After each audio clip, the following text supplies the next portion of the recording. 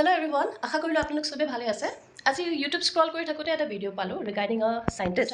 তেখেতে 1957ত Nobel prize পাইছিলে ফিজিক্সত। তেখেতৰ নাম হ'ল ইয়াং চেং-নিং, চাইনা বৰ্ণ। আৰু তেখেতে যোনটো যাৰ কাৰণে তেখেতে নোবেল প্ৰাইজ পাইছিলে সেই সেই কাৰণটো সেই টপিকটো মোৰ অলপ ইণ্টাৰেষ্টিং লাগিল, চ' মই ভাবিলোঁ কি আপোনালোকৰ লগত শ্বেয়াৰ কৰোঁ। তাতে তেখেতে কৈছে কি নেচাৰে পক্ষপাত কৰে। ফৰ এক্সাম্পল আপোনাৰ যেনেকুৱা যেতিয়া বিগ বেং হৈছিলে তেতিয়া আপোনাৰ মেটাৰ আৰু এণ্টি মেটাৰ দুটা ৰিলিজ হৈছিল চাইণ্টিষ্টবিলাকে যোনটো কয়। এতিয়া মেটাৰ আৰু এণ্টি মেটাৰ যদি ছেইম পৰিমাণে ৰিলিজ হ'লে হয় তেতিয়াহ'লে কি হ'লে হয়, মেটাৰ আৰু এণ্টি মেটাৰ ইটো সিটোক কাটি দিলে হয় আৰু আল্টিমেটলি একোৱে নাথাকিলে হয়, একোৱে ফৰ্ম নহ'লে হয়, না সি ইউনিভাৰ্ছ ফৰ্ম হ'লে হয় না আমি ফৰ্ম হ'লোঁ হয়। আজি আমি এক্সিষ্ট কৰোঁ বিকজ নেচাৰে পক্ষপাত কৰিছিলে, মানে এণ্টি মেটাৰ আৰু মেটাৰৰ ভিতৰত কোনোবা এটা বেছি আছে কোনোবা এটা কম আছে। চ' তাৰ আগত 1957ৰ আগত ভাবিছিল কি নেচাৰে পক্ষপাত নকৰে। তো after the experiment done by the scientist তেখেতসকলে গম পালে কি নাই, নেচাৰো পক্ষপাত কৰে। তেখেতে এটা এক্সপেৰিমেণ্ট কৰি পেলাই এই বস্তুটো প্ৰুভ কৰিছিলে। চ' মই ইয়াৰ বিষয়ে বৰ বেছি ডিটেইলত নাযাওঁ, বাছ কথাটো অকণমান কেতিয়াও ভবা নাছিলোঁ এইটো কথা। ন' ডাউট আমি মেটাৰ এণ্টি মেটাৰৰ বিষয়ে শুনি আছোঁ যদিও কেতিয়াও ইমান ডিপলি ভবা নাই কি হয়তো যদি মেটাৰ এণ্টি মেটাৰ ইকুৱেল এমাউণ্টত ওলালে হয় তেতিয়াহ'লেতো ইটো সিটো কাটি দিলে হয়। য়েছ, চ' সেই কথাটো যিহেতু মোৰ কাৰণে অকণমান ইণ্টাৰেষ্টিং আছিলে, চ' মই ভাবিলোঁ কি আপোনালোকৰ লগতো শ্বেয়াৰ কৰোঁ।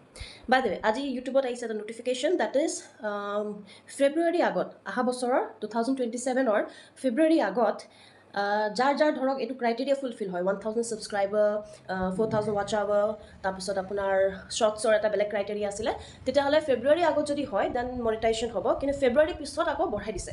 ইউটিউবটো জাষ্ট খুলিছিলোঁহে, এতিয়া 1000 ছাবস্ক্ৰাইবাৰে আছে, কিন্তু ৱাটছ আৱাৰ আপোনাৰ 4000ৰ পৰা কৰি দিলে 8000 আৰু শ্বৰ্টছৰো আপোনাৰ বঢ়াই দিছে, ডাবল কৰি দিছে লগভগ। চ' তাকে ভাবি ল'লে ফেব্ৰুৱাৰী আগেতো আৰু গোটেই এতিয়া আজি ডেটত যিটো ক্ৰাইটেৰিয়া আছে দেটছ 1000 ছাবস্ক্ৰাইবাৰ, 4000 ৱাটছ আৱাৰ, মোৰ লগা নাই কমপ্লিট যে হ'ব, কিন্তু তাকে ভাবিছোঁ এতিয়া জাষ্ট ষ্টাৰ্ট দিছিলোঁ আহিব নটিফিকেশ্যন। তাকে ভাবিলোঁ সেইকাৰণে চাওঁ কি হয়গৈ।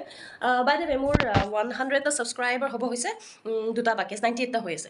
চ' মই ভাবিছোঁ আৰু যোনদিনাখন 100টা ছাবস্ক্ৰাইবাৰ হ'ব এটা বস্তু কিনিম ৰিলেটেড টু ইউটিউবে অনলি, মোবাইল ফোনটো হোল্ড কৰিবৰ কাৰণে এটা মই বস্তু এটা দেখিছোঁ অনলাইন, বেছি দামীও নহয়, 800-900 টকাৰ ভিতৰত। সেই বস্তুটো কি কৰে আপোনাৰ ফ্লেক্সিবল হৈ পিনে আপুনি য'ত ত'ত লগাই দিব পাৰে।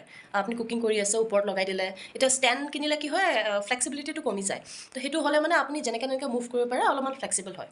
এতিয়া এনেইতো লোৱাটো এতিয়া ল'ব পাৰোঁ, কিন্তু ধৰক 100 এনেকৈ টাৰ্গেট থৈ দিলে কিবা এটা টাৰ্গেট ফুলফিল কৰা নিচিনা লাগে যে, তো যোনদিনা 100টা ছাবস্ক্ৰাইবাৰ হ'ব মই সেইদিনাখন সেই বস্তু কিনিম। আজিৰ কাৰণে ইমানতে, আকৌ লগ পাম, থেংক ইউ।